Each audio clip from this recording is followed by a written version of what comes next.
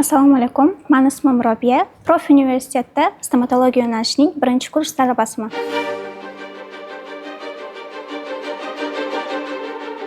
Bu institutga kelishimdan oldin qiziqish bo'lmagan kirishga, chunki o'zimning hobbilarim bo'lgan. Institutga kiraman deb ham unchalik harakat ham qilmaganman, chunki raqsga ko'proq qiziqishim bo'lgan. Bu universitetga kirmaganimda hozir boshqa xususiy, balkim boshqa davlat universitetlariga kirgan bo'lardim va bunaqa muhit, bunaqa auditoriyani ko'rmagan bo'lardim, chunki bu profi universitetda odamlari boshqacha, auditoriya boshqacha, ustozlar kuchli, bilim kuchli. Menimcha boshqa universitetda bunaqa narsalarni ko'rmagan bo'lardim. Qo'rqaman, juda ham moslasha olmayman bu yerga, chunki uzoq yo'ldan kelganman ham.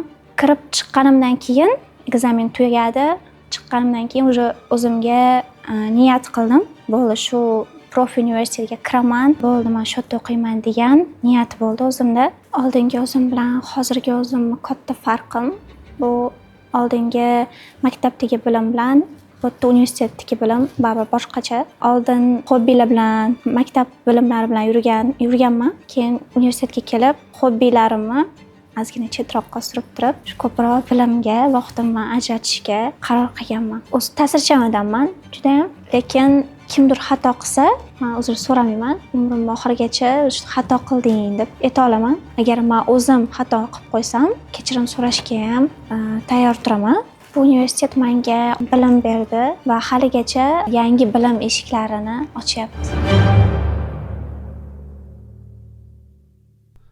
Yaxshiyam borsan. Profi University